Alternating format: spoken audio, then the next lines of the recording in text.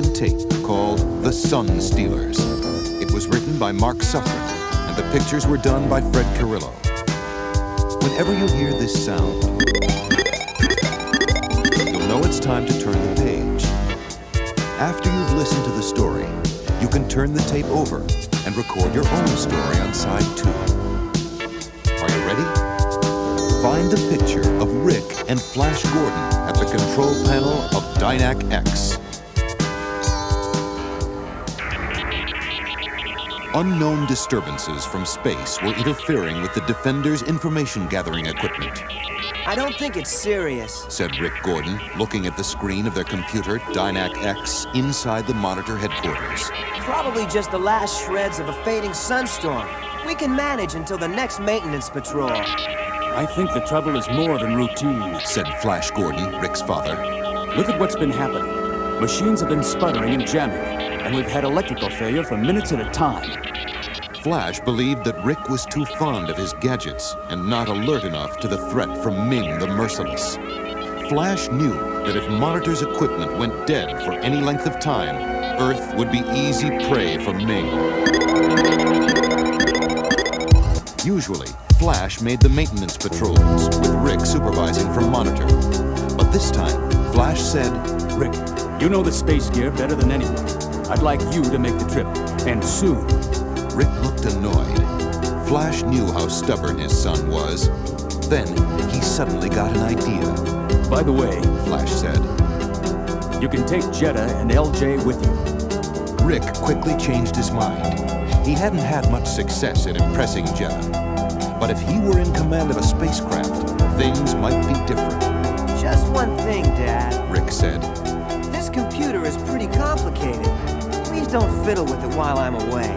Flash replied lightly. No, I'll just rock away in my antique chair until the wizard returns. Then he turned serious. Rick, you're responsible for Jetta and LJ and the rest of the Defenders. Do the job and get back quickly. The 3 teenage Defenders took off in their spacecraft. Great! Exclaimed LJ. We can play our astral music as loud as we want. No one will get on our case. That's right, said Rick. I give the orders here. Your father must think a lot of you. Jetta said. To let you command a ship. What do you mean, let? Rick replied. I volunteered.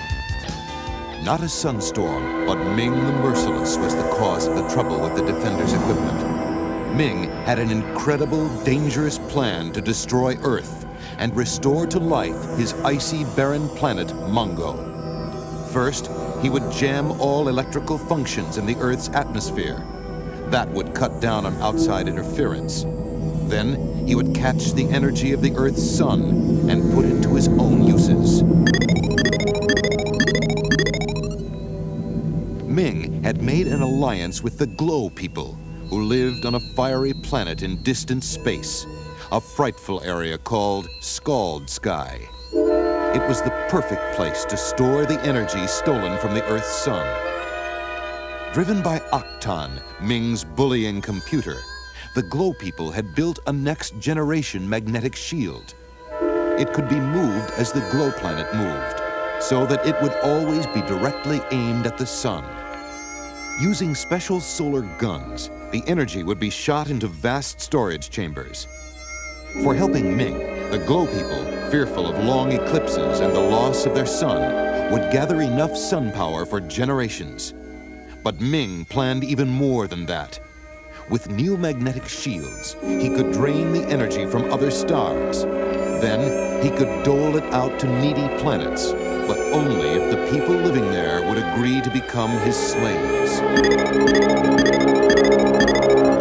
Flash, Mandrake, Lothar, and the Phantom sat around the battle simulation room of Monitor. Mandrake, always sensitive to other people's moods, noticed that the Phantom seemed even more reserved than usual. Contacting the Phantom's mind, he learned the truth. He decided to talk to Flash. The Phantom is worried about Jetta. I'll take care of it. I've got an idea, Flash said. Why don't we surprise the kids up at the space station where they're working? Great idea, the Phantom said quickly. Let's go. I hope they won't think we're checking up on them, Lothar said. But I'd like to make sure LJ is okay. Then it's settled. Flash said. Mandrake, I'd like you and Kashin to stay here and look after things. In his throne room deep inside Ice Station Earth, Ming scanned 4 screens. An evil grin spread across his cold face. Now I know the location of every defender. He gloated to Octan. The Earth has never been so open to attack. With only that cheap carnival conjurer and a helpless boy inside Monitor, it will easily be mine. We can use Monitor to feed false information to Gordon and his friends. Then they will be easy targets to destroy.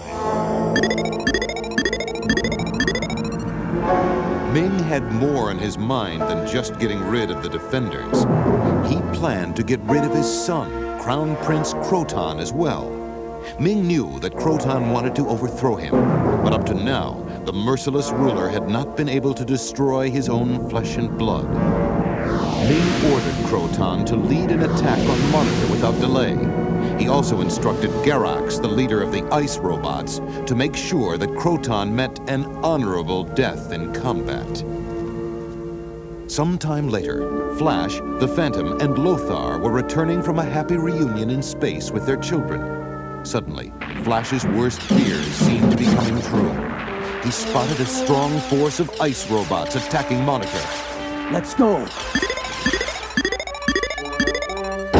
The defenders broke through the hordes of robots, sending the enemy force into retreat.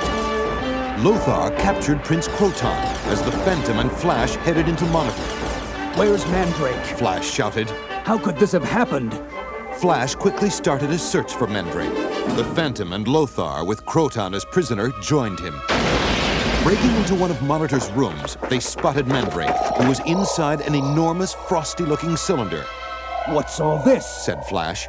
You might say the ice robots took me by surprise, Said Mandrake. They put me in this cylinder, which made me powerless. This wasn't exactly the evening I had planned. Freeing Mandrake, Flash said, We've got to move fast.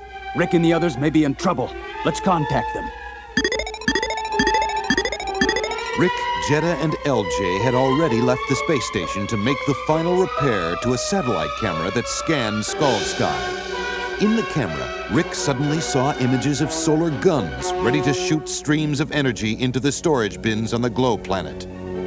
Rick knew he had to get word to his father fast. Afraid to trust his message to the space radio net, he fed the data into his onboard computer. Flash received Rick's emergency message. Things were worse than he imagined, but there was still time to defeat Ming. Flash quickly tapped out a message to Rick on the keyboard of Dynac X. Run your missile through the refrigeration chambers and attack. Rick launched the Frigimissiles, which were specially protected against the scalding heat of the Glow planet. A Frigimissile exploded on a weak hinge of the magnetic shield, and the entire structure flew apart. No longer would the sun's energy be used for Ming's terrible purpose. Flash wanted to find out the extent of Ming's plan, and he threatened Croton. I'll ship you to Scald Sky if you don't talk. I'll talk. Sniveled Croton, but he gave false information about his father's hiding place. Fortunately, Mandrake read Croton's mind and knew that Ming was really at Ice Station Earth. The 4 senior defenders sped across the Antarctic wastes in their vehicle Terry, searching for the location of Ice Station Earth. They were relieved to get word by computer that the kids had returned safely to Monitor. All in all, Said Mandrake. I think the youngsters showed the stuff of real defenders. Maybe so, Flash said with a wink. but we old codgers can still teach them a trick or two.